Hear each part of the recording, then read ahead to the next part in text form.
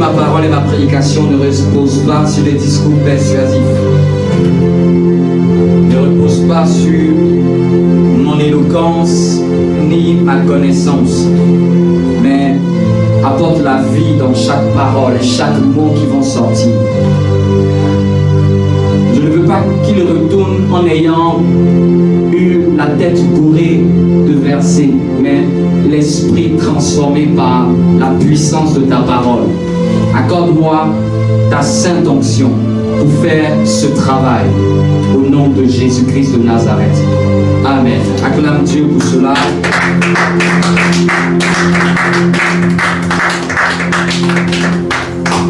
Donc, bienvenue dans le mois de juin. Dis à quelqu'un, bienvenue au mois de juin. Mois de tes percées surnaturelles. On dirait comme si ton voisin ne veut pas que tu les obtiennes. Je dis à ton voisin, mois de percées surnaturelles. Ne vous habituez pas à ce qu'on vous répète 2 fois la chose.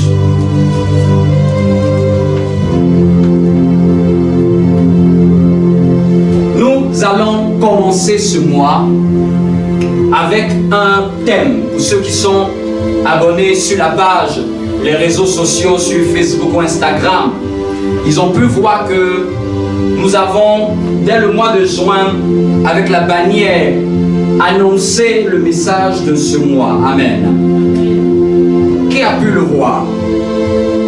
Qui a pu le voir, savoir de quoi ça parle? Amen.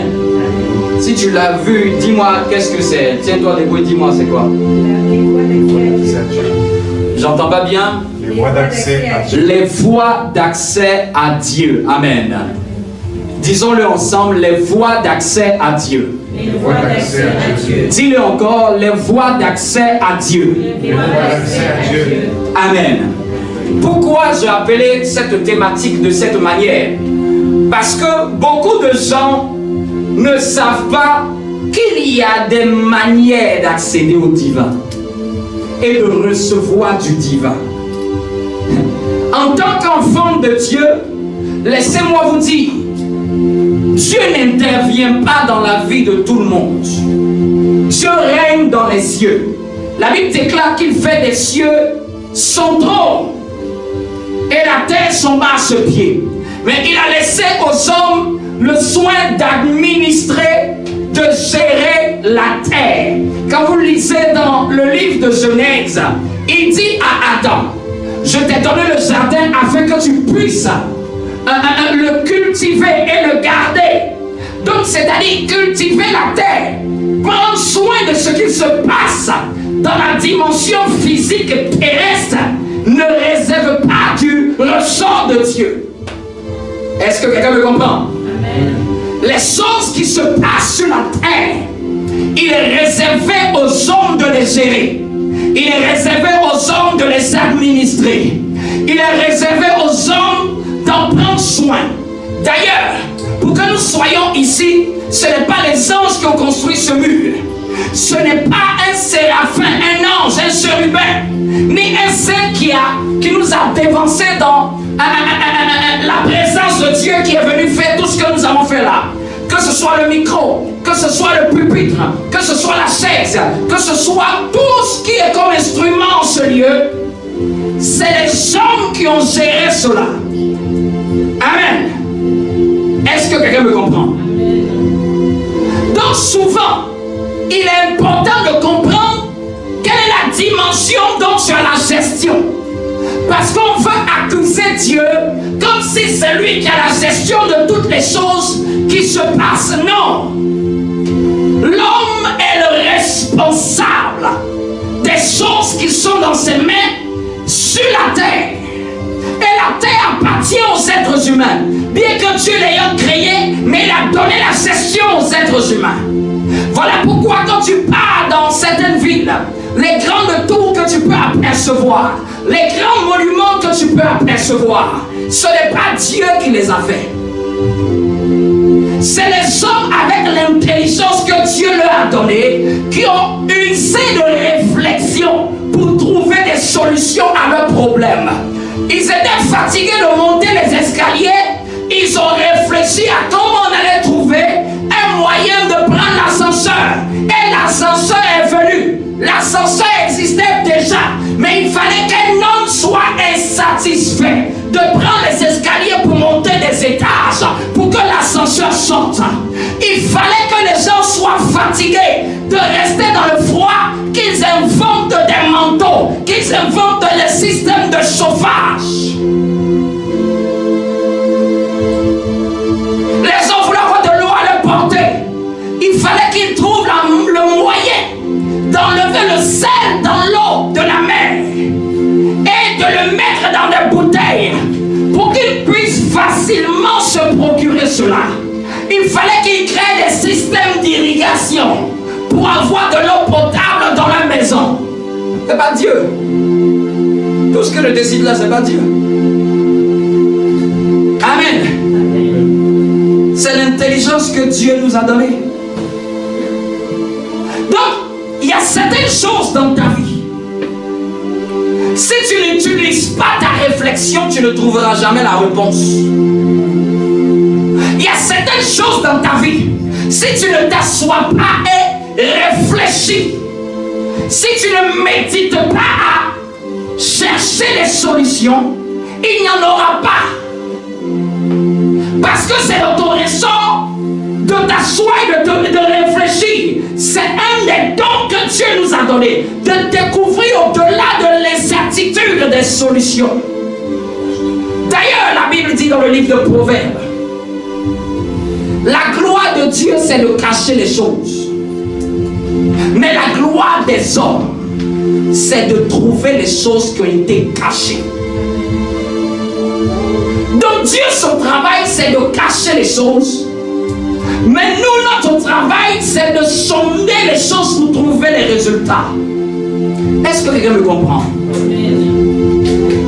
Maintenant, lorsque tu as compris que la gestion de la terre t'a été confiée, la gestion de ta famille, la gestion de tes finances, la gestion de ton mariage, la gestion de ton foyer, de l'éducation de tes enfants, de ta carrière professionnelle, de tes relations sentimentales, de tes amitiés, de tes connexions, de ta vie spirituelle. Tu as compris que c'est toi qui es le gestionnaire.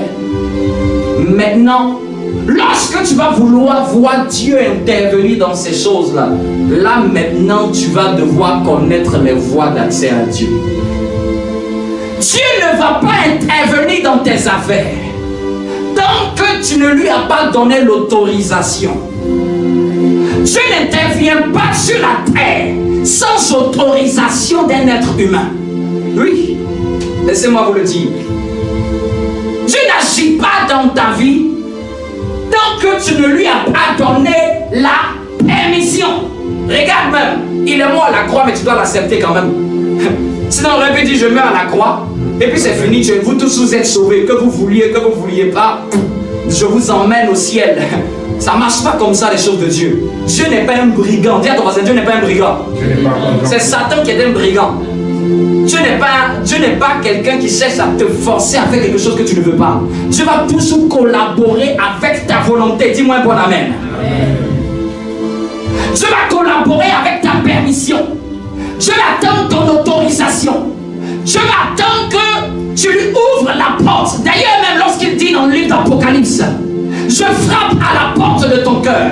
Est-ce qu'il a dit qu'il casse la porte et l'autre? Est-ce qu'il a dit que je déverrouille moi-même? Mais il a dit quoi? Je frappe à la porte de ton cœur. Si tu entends ma voix, ouvre. Amen. Celui qui ouvre, j'entrerai. Donc Dieu, il peut frapper à la porte de ton cœur. Il peut attirer ton attention. Il peut chercher à te parler pour faire quelque chose dans ta vie. Mais c'est toi qui dois lui donner la permission en ouvrant la porte. Il n'entre pas sans ton autorisation. Il n'agit pas dans un domaine de ta vie si tu n'as pas donné l'autorisation à Dieu d'agir dans ce domaine. Voilà pourquoi un domaine de ta vie peut rester sans révélation de Dieu. Parce que tu ne lui as jamais présenté ce domaine. Oui, il peut savoir que ce domaine n'a pas besoin de son intervention. Il peut te montrer un peu les phares pour te dire, est-ce que tu ne vois pas que je dois agir? Mais c'est à toi de décider. Dis avec moi. C'est moi qui dois emmener Dieu à agir dans ma vie. C'est moi qui dois emmener Dieu à agir dans ma vie. Non, nous sommes sur la terre. Il règne dans les cieux. Mais maintenant, ce qu'on va comprendre, c'est les voies d'accès. Quelqu'un peut comprendre maintenant les voies d'accès au divin. Amen. Ça pourrait s'appeler comme ça. Les voies d'accès au divin. Donc, on n'accède pas à Dieu de n'importe quelle manière. Aujourd'hui, si tu veux accéder à la A86, tu ne vas pas passer partout. Il y a des voies qui vont te mener sur l'autoroute. Quelqu'un me comprend? Si tu veux aller quelque part, il y a un itinéraire que tu vas devoir emprunter. Tu veux aller au nord, il faut prendre la route qui mène vers le nord. Si tu pars vers le sud, tu n'atteindras jamais le nord. Amen. Quelqu'un me comprend? Donc Dieu, dans le plan spirituel, il y a des voies pour accéder à lui afin de prendre les choses qu'il doit faire dans ta vie, afin de mener à l'existence. Amen. Est-ce que quelqu'un me comprend un peu? Dis avec moi les voies d'accès à Dieu. Comment je vais accéder au divin? De la terre, qu'est-ce que je vais faire qui va me permettre de toucher Dieu, d'emmener Dieu dans ma circonstance? Quelle est la voie que je vais emprunter qui va faire que je vais rencontrer Dieu et je vais emmener Dieu à agir dans ma vie? Parce que Dieu est omniprésent, mais on n'atteint pas Dieu partout. Dis avec moi, on n'atteint pas Dieu partout. Et de n'importe quelle manière. Donc, tu ne peux pas te lever comme ça de n'importe quelle manière tu veux que Dieu. Il y a des voies d'accès à Dieu. Dis avec moi, il y a des voies d'accès à Dieu. Ces voies-là sont des voies éternelles. Quiconque les emprunte va rencontrer Dieu sur son chemin. Quiconque utilise, c'est comme si aujourd'hui quand il y a un problème qui se passe, on dit non, contactez le numéro vert, n'est-ce pas? Pour telle chose. Étude psychologique, vous avez besoin d'un psychologue, on vous donne un numéro vert. Vous avez besoin d'accéder à certains services publics, un numéro vert. Si tu utilises un autre numéro, dis à ton voisin, tu es sûr que ça va marcher? Mais aujourd'hui, les chrétiens, lui, veut utiliser sa manière pour que Dieu réponde. Il veut utiliser son intelligence, sa volonté personnelle, comme lui il veut. Et puis il appelle le numéro. Allô, Seigneur, tu n'agis pas? Mais il voit qu'il n'y a personne qui répond. La personne dit, vous êtes trompé le numéro. Il dit, mais non, Dieu est partout. Non, dis à ton voisin, ça ne marche pas avec ta méthode. Tu vas devoir connaître la méthode de Dieu pour accéder à Dieu. Donc Dieu révèle dans sa parole les voies par lesquelles on peut le toucher, les voies par lesquelles on peut le rencontrer, les voies par lesquelles nous allons pouvoir recevoir de lui. Il nous montre les chemins. Ces choses-là ne sont pas cachées. Elles sont connues des gens, mais c'est des choses que les gens ne veulent pas pratiquer. Dis avec moi les voies d'accès à Dieu. Amen. Et aujourd'hui, on va toucher un premier point. On va parler d'une voie. Elle est immuable, cette voie. Tu la connais. Il n'y a rien de nouveau sous le soleil. Mais c'est une voie négligée. Une voie banalisée. Une voie qui est devenue déconsidérée. Parce qu'elle ne frappe pas les regards. Les gens pensent que tu ne peux pas passer par là pour toucher Dieu. Dis à ton voisin, tu rêves. Aujourd'hui, les gens aiment ce qui frappe les regards. Vous voyez même que les gens vont chez les charlatans. Ils aiment des choses extravagantes. Viens au cimetière à 2h du matin. Viens avec un caméléon blanc-noir. En fait, cette supercherie-là, il va se dire, hey, c'est que c'est là que ça va marcher. Mais tu vas dire aux chrétiens, seulement prie.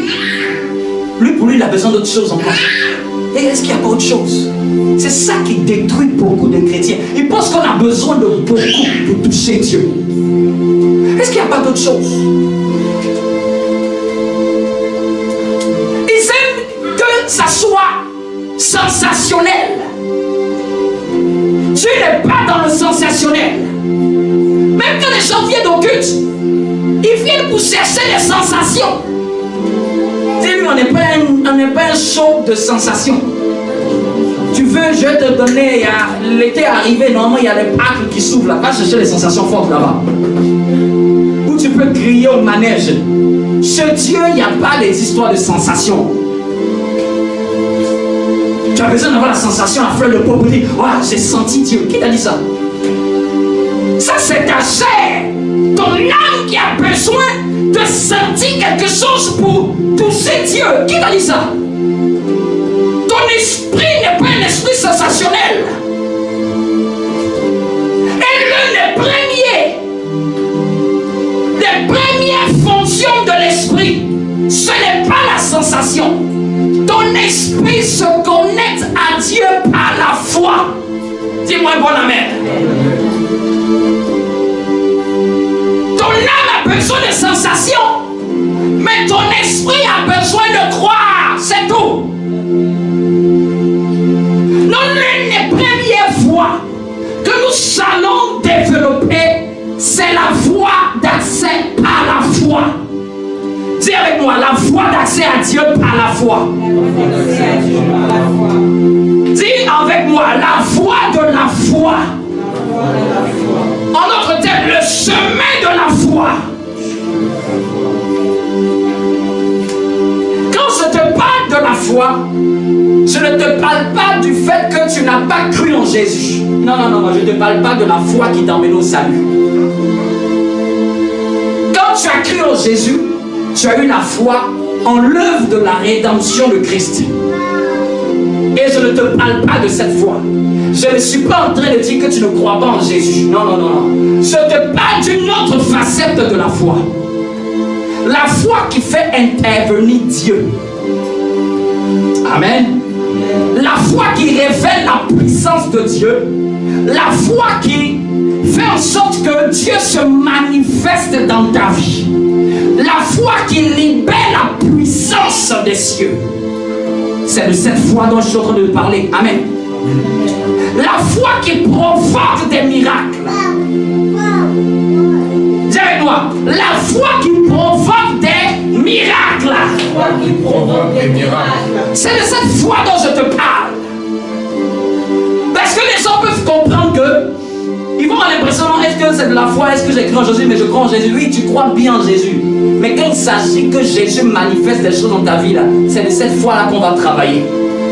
C'est celle-là qui est bancale souvent dans la vie des chrétiens. Il croit en Jésus. Il sait que Jésus est mort pour lui à la croix. Mais dans certains défis de sa vie, il lui manque la foi qui emmène Dieu à opérer dans sa vie. On va prendre un premier texte. Hébreux 10, 38. Amen.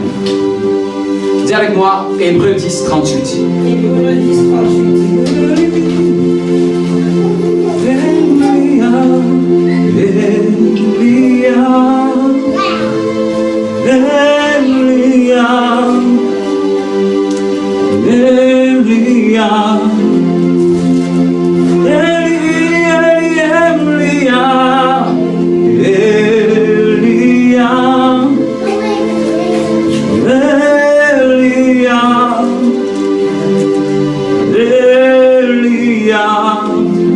Est-ce que tu peux lever la main et crier à lui?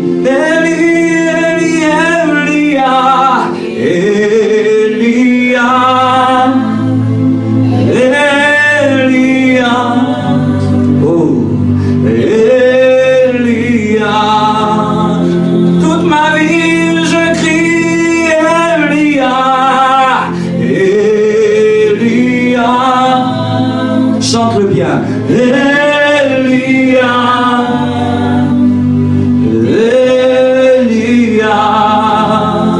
Mon âme soupire auprès d'Elia. Elia.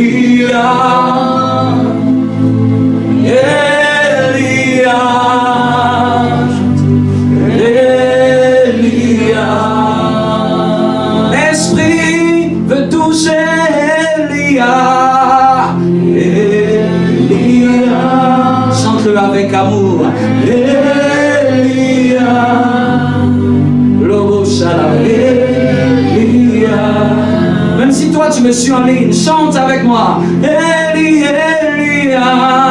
Alléluia.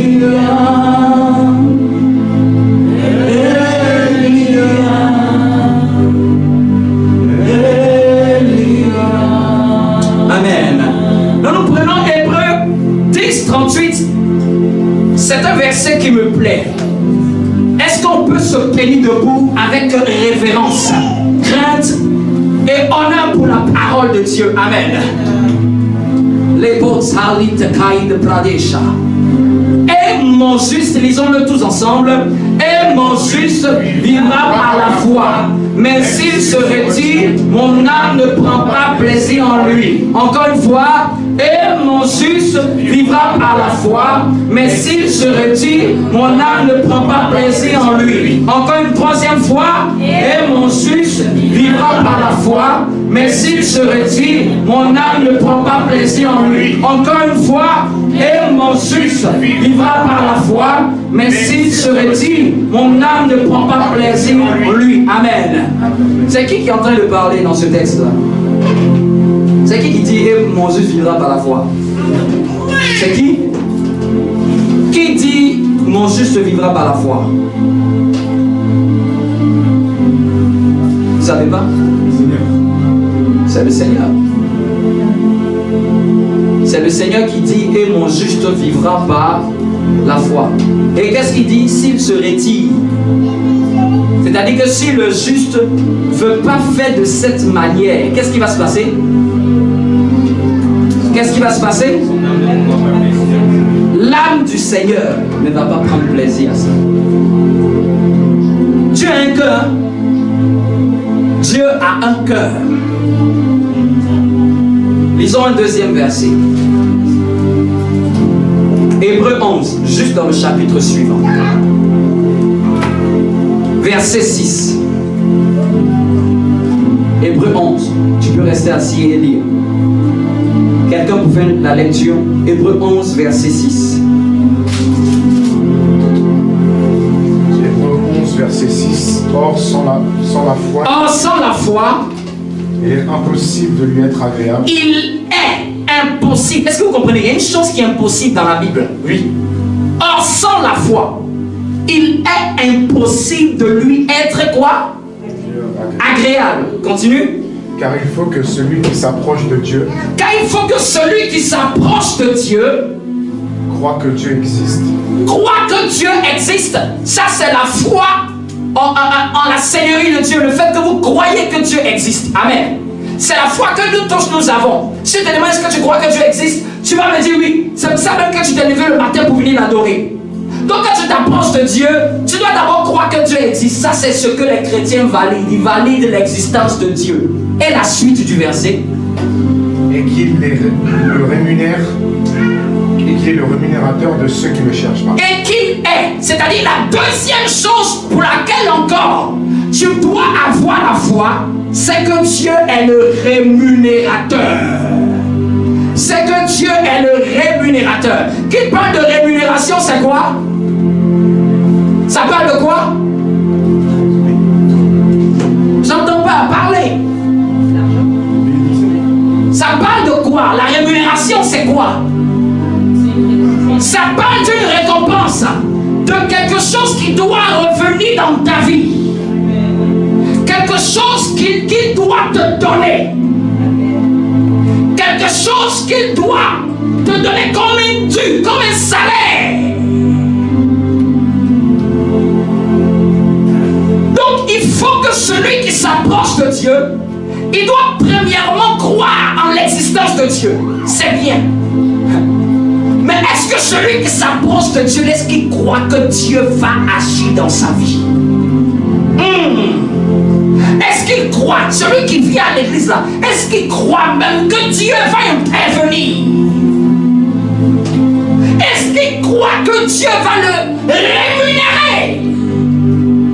C'est là le problème. Est-ce qu'il croit que Dieu va le guérir? Parce que la rémunération, ça ne va plus vers Dieu. C'est Dieu qui vient vers toi. Amen. C'est Dieu qui prend ce qui est celui et qui te donne quelque chose. Est-ce que tu crois que Dieu va prendre quelque chose de ses mains et va déposer dans tes mains? Est-ce que tu crois que cette situation, il va la débloquer? Est-ce que tu crois que cette situation, il va la transformer? Est-ce que tu crois que cette montagne, il va la déplacer? Est-ce que tu crois que cette épreuve, il va te la faire traverser avec joie? Dis avec moi la foi. La foi. Dis encore la foi. La foi. Mon juste vivra par la foi. Hébreux 10, 38. Vous savez, c'est mentionné dans 3 autres livres encore. C'est mentionné dans le livre d'Habakkuk chapitre 2. C'est Habakkuk qui était le premier à prophétiser ça. Au chapitre 2, verset 4, il dit « Et mon juste vivra par la foi ». Dans Romains 1, 17, on dit encore que mon juste vivra par la foi. Et dans Galates 3, 11, on dit encore que mon juste vivra par la foi. Et dans Hébreux 10, 38, on dit encore une 4e fois. C'est l'une des rares références qui est citée 4 fois dans la Bible, mot pour mot. C'est-à-dire reprise par différents auteurs, jusqu'à 4 fois mot pour mot. Qu'est-ce que ça veut dire, mon juste vivra par la foi? C'est-à-dire que Dieu voudrait que quand on est enfant de Dieu, il y a une manière à laquelle nous devons vivre. Je vais essayer d'expliquer que quelqu'un comprend. Quelqu'un peut vivre par sa force. Quelqu'un peut vivre par ses finances. Quelqu'un peut vivre sur la terre parce qu'il a son père et sa mère. Mais la manière dont Dieu veut que le juste vive, c'est que dans chaque domaine de sa vie, où il ne peut plus le faire humainement, Dieu dit maintenant, là, ce n'est plus maintenant ton intelligence, ce n'est plus ta force, c'est la foi. Amen. Je donne un exemple. Pour ouvrir l'eau du robinet, tu n'as pas besoin de foi. C'est quelque chose que tu sais faire. Mais à quel moment la foi va intervenir dans ta vie? C'est quand ça va dépasser tes capacités. Est-ce que quelqu'un me comprend? Quand ce ne sera plus quelque chose d'humainement possible pour toi. Quand avec ton intelligence, tu ne vas plus pouvoir y arriver. Qu'avec ta force, tu ne vas plus pouvoir y arriver. Qu'avec tes compétences, tu ne vas plus pouvoir y arriver. Qu'avec même tes relations, tu ne vas plus pouvoir y arriver. Qu'avec même tes connaissances, tu ne vas plus pouvoir y arriver. Qu'avec même l'aide même de tes frères et soeurs chrétiens, tu ne vas plus pouvoir y arriver. C'est là que Dieu dit maintenant, on n'opère plus par toi, on opère par la foi. Est-ce que quelqu'un me comprend? Quand c'est humainement faisable, fais avec la force que tu as. Il y a des domaines, il faut utiliser ton intelligence. Il y a des domaines, il faut utiliser ta réflexion. Il y a des domaines, il faut utiliser ta force. Il y a des domaines, il faut utiliser tes compétences. Il y a des domaines, il faut utiliser ta connaissance. Il y a des domaines, il faut utiliser ta sagesse. Mais il y a des domaines, tout ce que tu vas faire ne va pas marcher. Parce que cette situation n'est plus par l'humain qu'il faut régler. Laissez-moi vous dire, tôt ou tard dans la vie, il y a des situations qui vont te demander où est ta foi. Si tu n'as pas encore rencontré ça en tant qu'enfant de Dieu, je te dis bonne arrivée. Il y a des situations qui vont se tenir devant toi. Ils vont te poser une seule question. Où est ta foi? Ils vont te barrer le chemin avec cette seule question pour te narguer. Où est ta foi? Il y a des épreuves qui viendront sur le chemin. Il n'y aura qu'une seule question dans ton examen. Où est ta foi? Il y a des situations qui arriveront. Elles auront une seule recommandation, une seule question pour toi. Où est ta foi? Mon juste vivra par. Mon juste vivra par. Donc si le juste ne veut pas user de la foi, il va souffrir sur la terre. Chrétiens souffrent, subissent parce qu'ils n'utilisent pas l'autre clé que Dieu leur a donnée pour avoir accès au divin. Est-ce que Dieu n'a mis pas la terre. Quand c'est faisable humainement, fais-le. Et je vous ai donné l'exemple. Pour ouvrir l'eau du robinet. On ne prie pas pour ouvrir l'eau du robinet. C'est humainement normal. Tu prends ton doigt, tu tournes.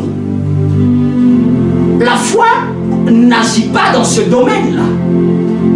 Je n'ai pas besoin de foi pour mettre un verre dans ma bouche et boire. Si j'ai une main pour la prendre. Donc, c'est important de contextualiser le domaine d'action de la foi. Son domaine d'action sera quand tu as fait tout ce que tu es capable de faire. Maintenant, tu sais que c'est la place de la foi d'agir dans ce domaine. Est-ce que tu me comprends? Fais avec moi les doigts, est-ce que tu me comprends?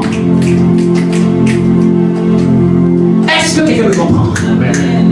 Dis avec moi, je vivrai par la foi. Je vivrai par la foi. Quand il parle de vivre par la foi, ça doit devenir un style de vie. Ça doit t'accompagner, ça doit devenir un réflexe. Ça doit devenir un automatisme. Aujourd'hui, on est trop robotisé, trop automatisé, de sorte qu'on oublie d'utiliser de la foi. On veut utiliser tout ce qui est en nous, qui est humain, mais souvent on oublie qu'il y a une dimension que Dieu nous a donnée qui est surnaturelle. C'est d'utiliser la foi souvent. Donc beaucoup ne vivent pas des grands miracles parce qu'ils oublient d'utiliser la foi. Ils n'ont pas le réflexe. Vous comprenez, un réflexe. La foi doit être normale dans ta vie jusqu'à ce que même ça devienne comme un réflexe. Quand on parle d'un réflexe, ça devient normal de dire que c'est pas la foi que ça va marcher ça. Est-ce que vous me comprenez? Dis-moi, la foi doit devenir un réflexe dans ma vie. La foi doit devenir un réflexe dans ma vie. Il dit que sans la foi, il est impossible d'être agréable à Dieu. Bien aimé, même pour prier, tu n'as pas la foi, ça ne sert à rien.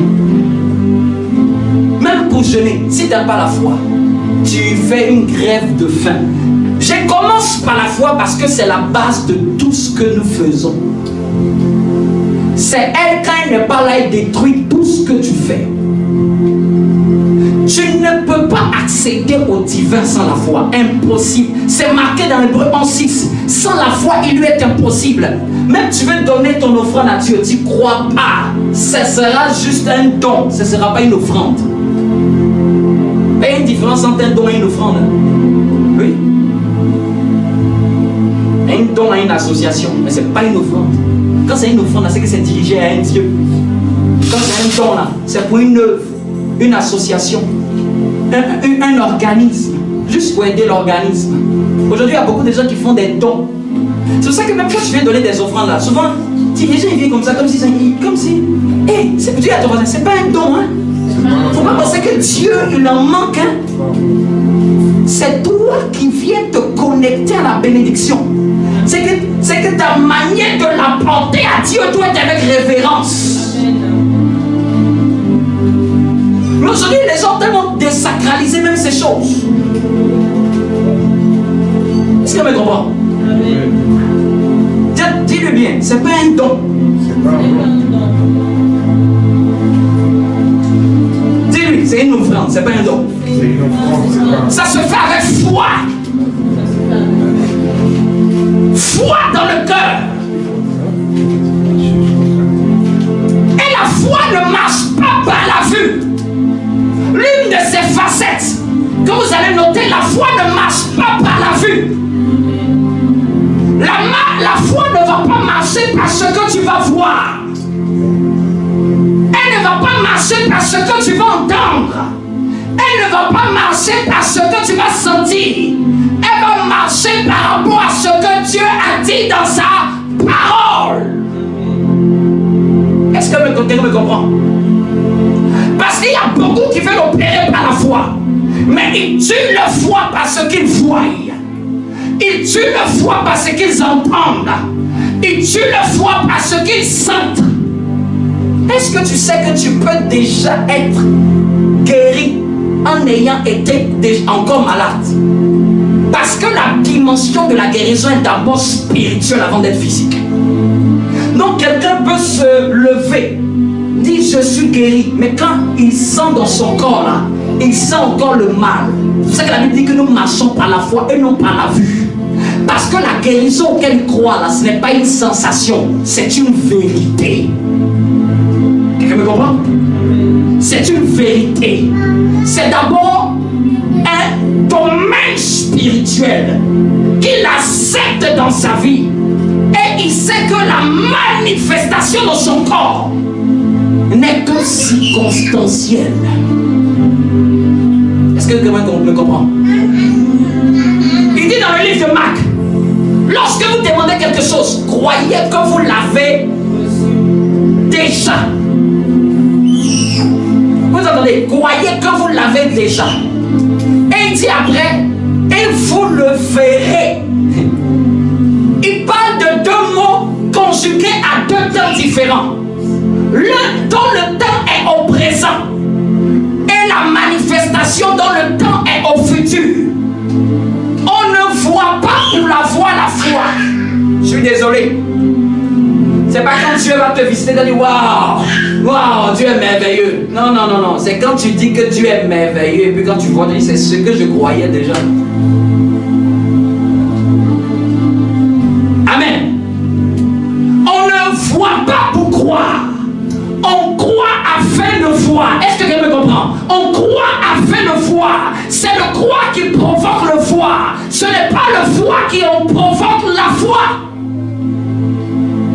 Maintenant, quelqu'un va me demander. Ce sur quoi maintenant nous devons travailler, c'est pas le voir, c'est le croire. Parce que le voir est provoqué par le croire. Donc si je n'ai pas validé le croire déjà, je ne validerai pas le voir s'accomplir. Quelqu'un me comprend? Donc, le problème, ce n'est pas la manifestation. Le problème, c'est ce que tu crois déjà. Le Seigneur me rappelle une histoire. C'est la mienne. J'avais 15 ans, 14-15 ans. J'avais passé un examen, je crois l'examen du 3e. À la fin de cet examen est très compliqué. Très compliqué. Et le jour où on partait chercher les résultats, je vous le raconte, c'est quelque chose qui m'a marqué à vie. On partait chercher les résultats, c'est mon aîné qui me prenait et qui partait. Et j'étais encore mineur, donc il me prenait, il me dit allons chercher tes résultats. Donc ce jour-là, moi, j'étais là comme ça, il dit allons chercher les résultats. Il dit ah, à quoi les résultats que j'ai là, tu es en train de me fatiguer. Je dis bon, je ne sais même pas pourquoi tu me fatigues. Si tu veux, peut-être toi, va prendre le résultat. Moi, pour moi, c'est bon. Et puis il a commencé à me dire ne dis pas sans avoir vu. J'ai dit ça, c'est toi ta dimension. Là où je suis totalement en paix. Là où je suis là, je n'ai aucune crainte, aucune honte. C'est que quand je me déplaçais avec lui là, c'est lui qui est en train de stresser. Moi, je ne stressais pas. Je vous dis, dans ma vie, j'ai jamais plus eu ce genre d'attitude là-bas. J'ai dit, waouh! J'avais une telle assurance. C'est-à-dire que son doute à lui, c'est lui qui doutait. Celui qui dit non, il ne faut pas prendre la peau de l'ours avant de la voir tuer. Je dis ça, c'est vous votre proverbe. Moi, je crois pouvoir. Et on se déplaçait parce que souvent les gens ont dit non, il ne faut pas commencer à conjuguer. Tu n'as pas encore vu. Ça, c'est la mentalité de Satan. Nous, les chrétiens, nous confessons ce que nous croyons. C'est ton problème, tu ne confesses pas ce que tu crois. Tu confesses est-ce que, et si ça ne marche pas. C'est ce que tu as confessé que tu. Et même quand tu confesses là même là, c'est souvent il y a des gens qui confessent avec le doute rempli dedans. Il dit ça juste pour conforter son entourage extérieur. Ce que tu dois confesser là, ça doit être même en public et même en privé. Dès que même en privé, toi avec Dieu, c'est ce que tu dis. Même en public avec les gens, c'est ce que tu dis. C'est pas genre devant les gens pour impressionner les gens. Et devant Dieu, tu t'entends demander, mais c'est comment?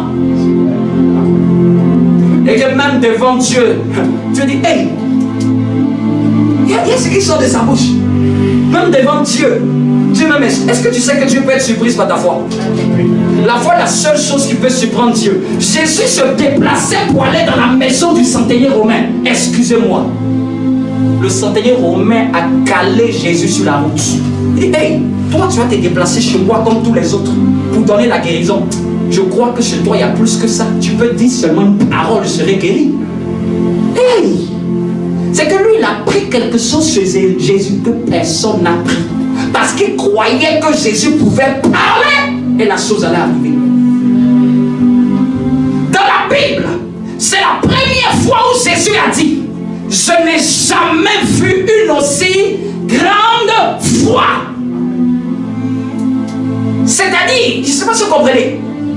Vous me dites, homme de Dieu, viens chez moi, je vais prier. Et puis je vais me déplacer. Et puis tu me dis, non, homme de Dieu, je crois que même tu peux dire une parole au téléphone et c'est bon. C'est-à-dire que moi-même, je doutais que tu pouvais élever ton niveau. C'est que Jésus croyait qu'il avait une foi comme tout le monde, ce centenier-là. Jairus, il se déplace. La belle-mère de Pierre se déplace. Mais pour le centenier romain, il voulait aussi se déplacer. Il dit, hey, toi, te déplacer, c'est trop. Tu es trop occupé. Moi, je suis un soldat. Quand je donne des ordres, on le fait. Toi aussi, tu es un Dieu. Tu as des anges sous toi. Donne un ordre, ils vont le faire. Donc Jésus, quand je me dis cette histoire, donc Jésus, tu savais parler pour guérir les gens, et puis tu ne parlais pas pour la fille de Jairus. Parce que le papa de la fille de Jairus n'a jamais cru que cette dimension existe en Jésus. Ton genre de foi détermine le genre d'opération de Dieu. La Bible dit dans le livre d'Hébreux 11, au verset 1er, là où elle définit la foi. Là où elle définit la foi. Or, la foi est quoi? Est la ferme assurance des choses qu'on espère. Une démonstration de celles qu'on ne voit pas. Donc, la foi dont nous sommes en train de parler, c'est la foi qui veut emmener à existence les choses que nous espérons. Amen. C'est la foi qui doit emmener à l'existence les choses que nous espérons. J'espère quelque chose. Non, pour commencer à activer cette foi, il faut avoir une expérience claire. Amen. Pas une expérience ambiguë. Amen. Pas un sujet vague. Amen. Mais un sujet précis. Un domaine où je veux voir la main de Dieu de manière précise. Amen. Comme ça, c'est d'abord l'espérance. Mais maintenant, elle ne te dit pas seulement la foi, c'est l'espérance. Non, non, non. Elle te dit que c'est la ferme assurance de ton espérance. Dis avec moi, la ferme assurance de mon espérance. L'espérance, la plupart des chrétiens valident ça. Ils espèrent quelque chose de clair. Ils veulent quelque chose de clair. Mais la Bible n'a pas dit seulement qu'il faut vouloir quelque chose de clair. Elle dit qu'il faut en être pleinement assuré de ce que tu espères. Donc je suis le point que le Seigneur me dit que ce que les chrétiens ne valident pas, c'est la ferme assurance. Dis avec moi, comment avoir la ferme assurance? C'est notre plus grande problématique dans les challenges de la vie, n'est-ce pas? Quand il y a une circonstance qui s'agite, comment en avoir l'assurance? Non, je vous disais avec mon frère là, on s'est déplacé. C'est lui qui allait chercher pour dire, hey, tu as eu? Moi j'étais normal, je disais, j'ai célébré Dieu avant de venir. Ce que tu as dit là, c'est bon, c'est fait. Tu as eu ton examen. Je dis, c'est ce que je t'ai dit depuis. Mais je vous le dis, quand je le disais, j'étais jeune, hein, très jeune, 14-15 ans. Je le disais pas par arrogance. Je ne le disais pas par prétention. Je le disais parce que c'était ce qu'il était. Je disais, j'ai eu mon examen. Je t'informe, je l'ai déjà eu. Non, ne dis pas ça. Je te donne la vérité. Je ne te parle pas pour prétention. Je ne cherche pas à me comparer. Je ne cherche pas à vouloir faire bon chic. Non, je te dis ce qui est. Et puis quand je le disais, il n'y avait même pas un poil d'un doute dans mon cœur. Est-ce que vous comprenez un peu? Le « et si » ça n'existait même pas. La pensée de once de doute ne pouvait même pas pénétrer mon cœur. Tellement assuré que j'avais l'examen. Parce que nous ne marchons pas par la vue. Mes yeux physiques, ils n'avaient pas vu le résultat. Même mon esprit l'avait déjà saisi. Donc quand je parlais, je ne parlais pas sur la base de ce que j'ai vu de mes yeux physiques. mais de ce que j'ai cru dans l'esprit. Sans once d'un doute, la plupart de beaucoup de chrétiens, c'est parce que leur foi tolère un doute dans leur cœur. Laissez-moi vous dire, la vraie foi en Dieu ne tolère jamais le doute. C'est soit tu as cru, ou soit tu doutes. Il n'y a pas je crois en doutant. Dis à ton voisin, c'est soit tu as cru, c'est soit tu doutes. C'est soit tu as cru, soit tu doutes. Il faut savoir clairement ce que tu crois. Chrétien, je crois, mais est-ce que... Donc notre problématique serait de comment travailler la ferme assurance, n'est-ce pas? C'est ça, on est d'accord? C'est là la plus grande problématique. La ferme assurance. Une des premières clés, il faut confesser ce que Dieu dit de sa parole à ton sujet. Tu dois confesser ce que tu dis là, ce que tu espères là, en public comme en privé. Paul dit dans le livre de 2 Corinthiens chapitre 4 verset 13. Nous avons cru, c'est pourquoi nous avons parlé. Quand on croit, on parle. On parle ce qu'on croit. Le problème, quand tu vas commencer à parler, il y a la voix du serpent qui va te dire, est-ce que ça ne marche pas? Tu continues de parler. Tu es sûr de ce que tu dis? Tu prophétises seulement. Je crois, c'est à moi. Je possède ceci. Tu commences à le déclarer. Ça peut te prendre des semaines et même des mois en fonction de ton cœur. Tu sais quoi? Tu dois le déclarer et le déclarer. Deuxième des choses, médite les actions que Dieu a faites dans la vie des autres. Médite les interventions divines de Dieu dans la parole de Dieu. Où tu as vu Dieu se manifester. Ouvre la Bible puis regarde et médite ça. Regarde comment Dieu a agi dans la vie de Anne. Regarde comment Dieu a fait un miracle de 24 heures. Regarde comment Dieu est intervenu lorsque Abel est mort, mais il a pourvu à 7. Regarde, médite-le. Parce que ton cœur doit prendre une information. Cette information-là, ce n'est pas la télé qui va te la donner. Ton âme a besoin de l'information concernant la capacité de Dieu. Le problème, ce n'est pas ton esprit qui n'est pas bien disposé. C'est la chair qui est faible. En un mot, la dimension de ta chair appelée âme, qui est faible, qui croit ce qu'elle voit, qui croit ce qu'elle entend. Donc, il faut lui faire voir, il faut lui faire entendre un message différent de celui du monde. Et c'est là que tu assis, tu laisses, tu médites. Tu peux prendre peut-être 2 ou 3 passages dans la Bible qui te marquent. Et tu ne fais que méditer. Tu peux rester dessus pendant des jours. Et après, tu confesses ce que tu espères. Tu confesses, je dis en public comme en privé.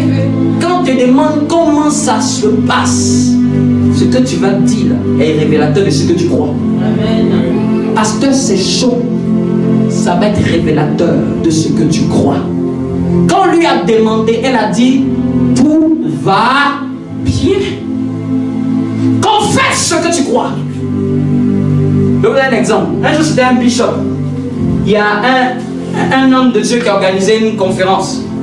Et puis il dit, conférence des toutes petites églises qui viennent de démarrer pour voir un peu comment on va s'organiser. Lui, il a reçu le courrier. Il a répondu, je suis désolé. Il venait de commencer l'église. Il a répondu, je suis désolé, je ne suis pas une petite église. Si tu veux, vous restez dans votre petite église. Il dit, moi, je suis pasteur d'1 million de personnes. Il n'avait que seulement 10 fidèles. Le monsieur lui a dit, regardez comme il est perdu déjà. Il n'a même pas commencé, puis il dit, il n'est pas pasteur de petite église. Il dit, si vous voulez, faites réunion des pasteurs de petites églises. Vous êtes en train de confesser ce que vous croyez. Moi, je ne confesse pas ça. Voilà pourquoi je venais à départ à cette réunion. Vous savez quoi? Aujourd'hui, il en a 15 000 membres. Et puis, c'est l'autre qui lui demande, qui a honte. Nous, on est restés dans nos petites là. Donc ce que tu confesses là est très important. Qu'est-ce que tu crois? Qu'est-ce que tu déclares? Qu'est-ce que tu annonces? Même devant la montagne, qu'est-ce que tu dis? Devant la circonstance, quel est ton langage? Devant le temps qui s'écoule, quel est ton langage? Devant Dieu, quel est ton langage? Vous savez, quand tu crois quelque chose fermement, tu n'embêtes plus Dieu. Si tu as vraiment cru que Dieu a fait, je te pose la question, ton approche vis-à-vis de Dieu, ça va être une demande ou bien ça va être une louange? Il y a des gens qui disent non, j'ai cru, mais tu viens encore en train de supplier Dieu. Seigneur, tu n'interviens, mais tu as cru ou tu n'as pas cru? Si tu as cru qu'il a fait, ton approche de lui ne doit être une louange. Et ta confession de ces domaines-là doit être une confession positive, pas négative. Tu dois méditer ces actions-là jusqu'à ce que le doute disparaisse dans ton cœur. Je te dis, ce que je t'explique là, ça peut te prendre du temps. Et c'est ce travail que les chrétiens ne veulent pas faire. Tu penses que c'est la magie. Non, non, non, non, non. La foi doit être ferme. Tu peux être en train de méditer pendant une semaine et puis le dimanche tu te réveilles. C'est comme s'il y a une ferme assurance qui s'est déposée. Tu sais à quel moment que tu sauras que tu as validé la ferme assurance? Quand il n'y aura plus un doute dans ton cœur. C'est que l'incertitude de l'autre résultat n'existe plus dans ton cœur. L'incertitude de est-ce que ça ne marche pas, est-ce que ça ne vient pas, est-ce qu'il n'agira pas, ça n'existe plus dans tes pensées. C'est que même quand le diable vient, tu commences à rigoler, tu commences à te moquer de lui, toi tu es un plaisantin. Donc devant la montagne, tu parles ce que tu crois. Devant Dieu, tu affirmes ce que tu crois. Même devant Satan, lorsqu'il va t'envoyer des pensées de flèches, il faut lui annoncer ce que tu crois. Satan, tu es un menteur. Jésus l'a qualifié de menteur, père du mensonge. Mais le diable vient jouer comme un DJ dans la pensée des gens. Regarde, ça ne va pas marcher. Plutôt si tu dis oui, c'est vrai, hein, ça ne va pas marcher. Cette fois-ci là, c'est pas sûr. J'ai essayé l'année dernière, ça n'a pas marché. C'est pour ça que ça ne marchera pas. La foi croit, elle n'essaye pas. Non, je vais essayer cette fois-ci. Je vais essayer à ce programme. Si tu essayes, tu vas voir le résultat d'essayage. La foi n'a aucune autre alternative si ce n'est pas ce que tu as dit. C'est ça ou c'est pas ça. Il n'y a pas de est-ce que. Quand le diable te presse, presse lui aussi. Mais quand il te presse, tu dis quoi? La circonstance commence à s'endurcir. Le diable ne vient pas te prêcher quand ça se paraît beau, hein? Regarde, c'est quand ça commence à devenir critique. Hein? Et puis il vient t'apparaître et te dire, ah tu as vu, hein? Ton histoire de croix, là, ton histoire de jeûner, de prier, là, regarde, ça ne marche pas. C'est là que ton langage va être déterminant du résultat. Et puis toi aussi tu commences à t'affaisser comme un sucre. Parce que tu as vu la circonstance s'élever, durer, se compliquer. Laisse-moi te dire, quand ça se complique, tu es proche du résultat. Amen. Quand ça s'endurcit, tu es plus proche du résultat qui ne paraît. Quand Satan se présente à toi, sache qu'il a vu la manifestation. Jésus a été tenté à une période précise par Satan parce qu'il voyait le manteau de l'onction qui tombait. Satan ne t'attaque pas. Attends, ce gars n'est pas bête. Il te laisse pendant une période de ta vie. Et puis à un certain moment, il commence à venir t'apparaître, il commence à te prêcher. Tu es sûr, est-ce que ça va marcher? Tu es sûr, est-ce que ça va s'accomplir? Demande-toi. C'est là que souvent il faut utiliser ta réflexion. Demande-toi, car il vient pourquoi? Qu'est-ce qui fait qu'il vient à cette période précise? Il aurait pu rester dans l'ombre et faire ses œuvres. Mais s'il vient me donner des paroles, hey, je sais que je suis en train d'entrer dans ma grâce. C'est parce que je suis prêt depuis qu'il est en train de m'apparaître, qu'il est en train de vouloir me parler, il est en train de me poser, est-ce que tu as réellement dit? Yes. Le diable aime mettre en doute la parole de Dieu. Mais quand il te dit, tu as réellement dit, Ève, tu réponds quoi? Ève, tu discutes avec lui pour te laisser séduire. Faut être catégorique de ce que tu crois. Faut être catégorique. Souvent, vous ne répondez pas au diable à la parole. Il dit à Jésus, remplace ses pieds en pain. Jésus n'a même pas discuté, il est écrit, l'homme ne tuera pas seulement de pain. Dégage ici. Jésus, prosterne-toi. Tu ne tenteras pas le Seigneur ton Dieu. Dégage encore. Vous avez vu Jésus discuter avec lui. Jésus a fermé le bec de Satan par des paroles. Fermé la bouche, la voix de Satan. On ferme la voix de Satan par la parole. Mais s'il n'y a rien dans ce cœur, il n'y aura rien qui va sortir de la bouche. Donc quand il vient, tu ne sais même plus. Sors, je te dégage au nom de Jésus. C'est pas je te dégage au nom de Jésus. C'est est-ce que tu confesses ce que tu crois? Est-ce que tu dis ce qui est écrit? Est-ce que tu parles le langage de ton royaume? Est-ce que tu annonces ce qui est dans le livre concernant ta constitution? Est-ce que tu déclares ceux auxquels tu fais part? Il vient t'attaquer et tu dis, oh, tu ne sais pas, je t'annonce. Je suis béni de toutes sortes de bénédictions spirituelles et matérielles dans les lieux célestes en Jésus-Christ. Nous jouissons des plus belles et précieuses promesses. Nous portons ce trésor dans ce vase de terre afin que cette puissance ne soit pas attribuée à nous mais à Dieu. Oui, Satan, je suis participant de la nature de Dieu. Je suis héritier de Dieu, co-héritier de Christ. Satan, avant la fin du monde, il m'a prédestiné pour que je sois saint et être agréable à lui. Je suis scellé du Saint-Esprit. Le Saint-Esprit est ma rédemption et me donne accès à la vie. Je pars à l'héritage de mon Père. Je suis un fils de Dieu. Je suis dans la grâce. Je suis de l'alliance. Même quand un ange t'entend en train de dire ça, il dit non, c'est pas possible. Cet enfant est trop fort. C'est pas possible. Il prie où ça? C'est pas possible. Il y a le feu. Tu dis, même lorsque je marche dans le feu, il dit, et même encore, hey, tu ne vas pas t'aider. Mais là, il y a le feu. Et Seigneur, le feu va me tuer. Le feu va me brûler. C'est ça que ça te brûler. Comment savoir les eaux? Satan croit que tu vas pleurer. Et puis tu dis, même si je passe par les eaux, elles ne me submergeront pas. Il dit, non, toi, tu as quelle école de Jésus-Christ? La plupart des chrétiens, quand ça commence à s'empirer, commence à se décourager. Mais toi, quand ça augmente, il dit augmente comme Paul. Si tu fais, je vais louer encore même dans la prison. Il dit non, c'est bon, j'arrête. J'arrête, sinon tu vas commencer à prendre des choses que même je n'avais pas prévu que tu prennes. Amen. Paul, Silas, partaient prêcher. On les a frappés. Et puis on les a jetés en prison. C'était chrétiens. Ils allaient dire, Dieu est méchant. Lui qui m'a appelé, il m'a oublié. Lui qui m'a appelé, il m'a dit j'ai une grande destinée. Ils m'ont oublié. Ça c'est le langage des chrétiens terre à terre. Mais la Bible dit que la nuit, Paul et Silas commençaient à chanter les louanges de Dieu. Ils ont commencé à dire, il est le Dieu qui a fait sortir d'Égypte jusqu'au désert. Il est le Dieu qui a fait venir la caille lorsqu'il n'y avait pas de nourriture. Ce n'est pas de cette prison, il va nous laisser. Si nous souffrons, c'est que c'est comme Christ nous souffrons. Quelle gloire de participer aux souffrances de Christ.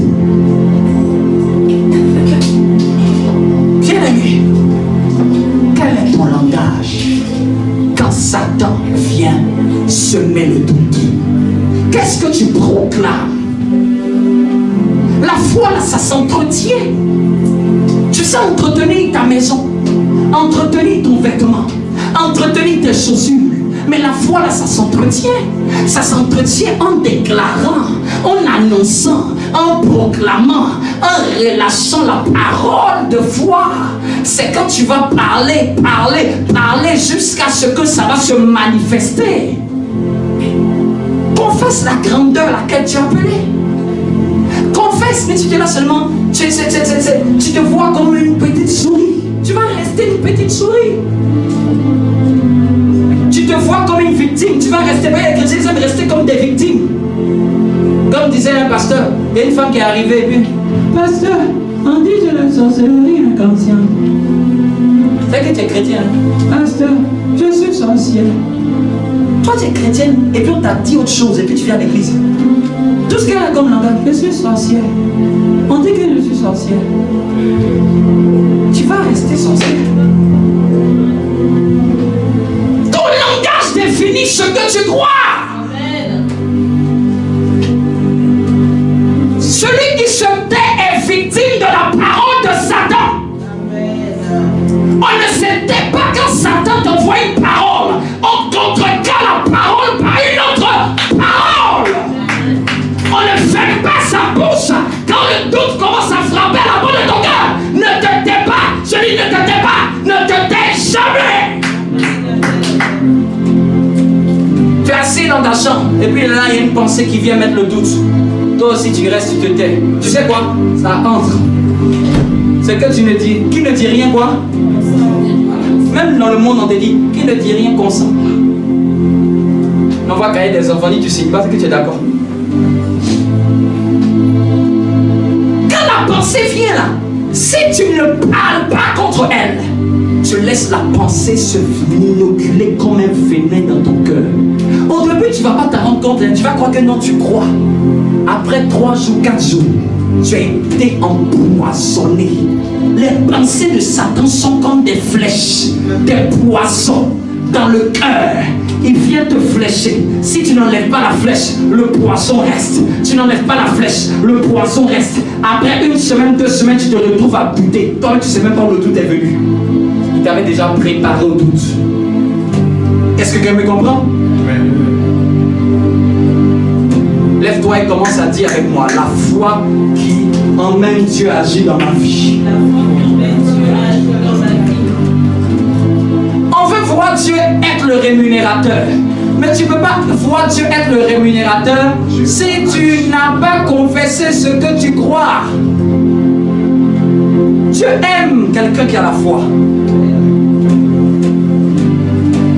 On ne marche pas par la vue. Dis à ton voisin, arrête de marcher par la vue.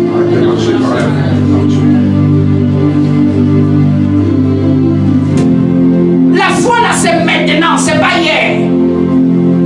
C'est agir maintenant. Un soldat qui a énervé le prophète Élisée, je vais vous expliquer le contexte. C'est comme si pendant des années, il y a une crise économique, on ne mange pas en France.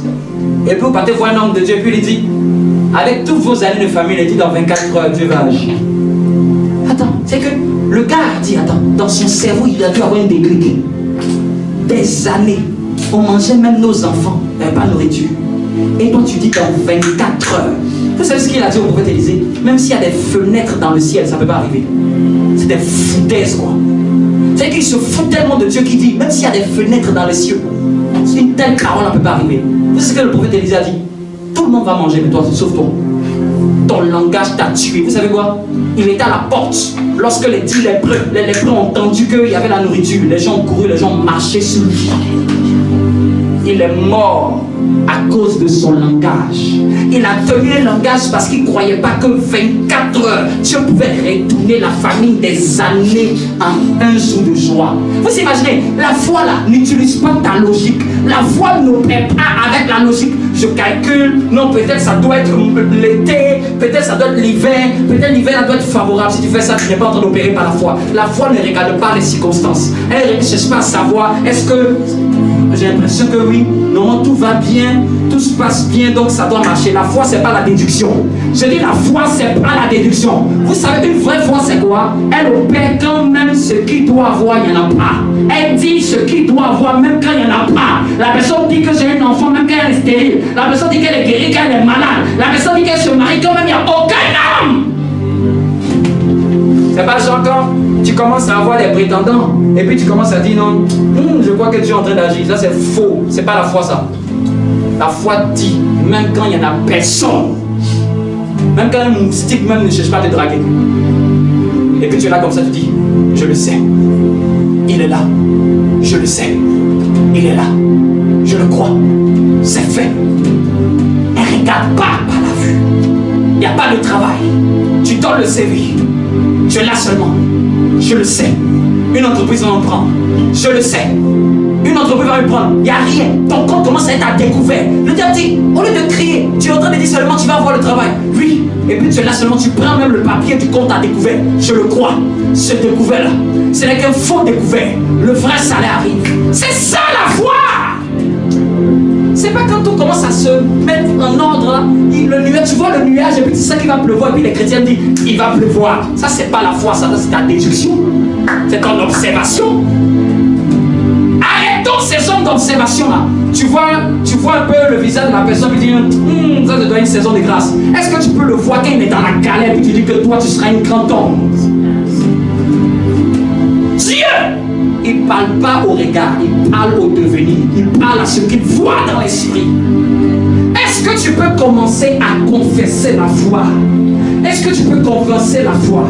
Commencer à parler avec foi. La parole de foi. Utilise la parole de foi. Je ne sais pas ce que tu espères durant ce mois, mais confesse ce que tu crois. Je crois que cette situation qui a trop duré, elle se change en rapidité. Je crois que ce travail qui a trop duré, je crois que Dieu te donne ce travail. Je crois que cette situation qui a tardé, je crois que Dieu change le retard en faveur. Oui, déplace-toi. Que personne ne reste statique, marche. Dans la salle, je te donne la permission de marcher. Marche et déclare. Les bébés sont autre chose, recaille les bras. Parle et annonce, parle sur ta vie, parle sur ta famille, parle sur ta santé, parle sur ton futur mariage, parle sur ton futur guérison, parle sur ta stabilité, parle sur tes finances. Parle au nom de Jésus, au nom de Jésus. Je crois que je ne suis pas le pasteur d'une dizaine de personnes. Je crois que je suis le pasteur de milliers. Dans les nations, je crois qu'il n'y aura pas simplement une seule église, nation sainte en France. Je crois que nous envahissons tous l'Europe. Partout dans l'Europe où il y aura des nations, nous imposerons l'église, nation sainte. Je crois que je manifeste la grâce de Dieu dans ma génération. Si les gens ont entendu 20 ans avant de prier dans le ministère, je n'attendrai pas 20 ans. Même si les gens étaient là avant moi, et ça a été dur pour eux, je le crois. Moi, je vais défier les lois humaines. Je vais défier les calculs humains. Non, en d'autres termes, une église commence à évoluer après 5 ans et 7 ans. C'est les statistiques de l'humain. Ce n'est pas les statistiques de Dieu. C'est les statistiques de la chair. Je crois que je vais briser le protocole humain. En temps normal, une église ne commence pas comme ça. Elle se met d'abord dans un appartement. Oui, ça c'est ce que vous voulez. Mais je crois que je commence au temps de Dieu. Je crois que je pousse ce que personne n'a touché. Je crois au nom de Jésus. Oh Seigneur, là où les gens croyaient que l'église de Dieu était pour seulement les immigrés, les gens qui venaient des autres nations. Non, je crois que même les autochtones, il y en aura dans cette église. Les autochtones de ce pays seront les plus nombreux que même les immigrés. Oui, je le crois, parce que nous sommes sur le territoire. Je refuse, je confesse, je suis né pour la grandeur. Je suis né pour réussir. Je suis né pour faire ce que personne dans ma génération n'a fait. Je suis né pour accomplir ce que personne n'a accompli. Confesse-le, confesse-le. Je le crois, je le crois, je le crois. C'est dans mes mains. Cette grâce est dans mes mains. Ce travail, c'est dans mes mains. Cette somme d'argent, c'est dans mes mains. Ce travail, c'est dans mes mains. Oui, cette connexion, c'est dans mes mains. Oui, au nom de Jésus. Au nom de Jésus, confesse-le, confesse-le, confesse-le, cette stabilité, cette guérison, confesse cette guérison.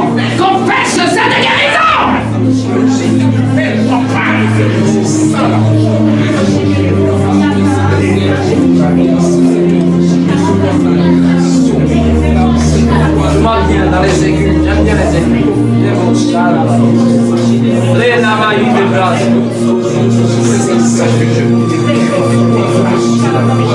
Je ne t'entends pas confesser. Confesse-le, confesse-le, confesse-le, confesse-le. Déclare, déclare, déclare, déclare. Annonce ce que tu crois. Annonce. Où te vois-tu d'ici fin juin, d'ici fin juillet? Où te vois-tu? Annonce-le, c'est ça être prophète. Annonce ce que tu crois. Où veux-tu que te vois d'ici la fin de l'année?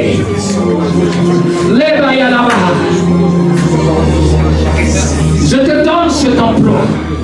Je te donne cette guérison. Je te donne cette stabilité. Je te donne cette stabilité. Stabilité professionnelle. Stabilité financière. Je te donne ce nouvel appartement. Je te donne ce nouvel poste. Ce nouveau poste t'est donné. Je te le donne. Je te le donne. Je te le donne. Je t'accorde la faveur. Je t'accorde la faveur. Je décante cette situation. Je la décante. Je la décante. Je libère les voies. Je libère les voies.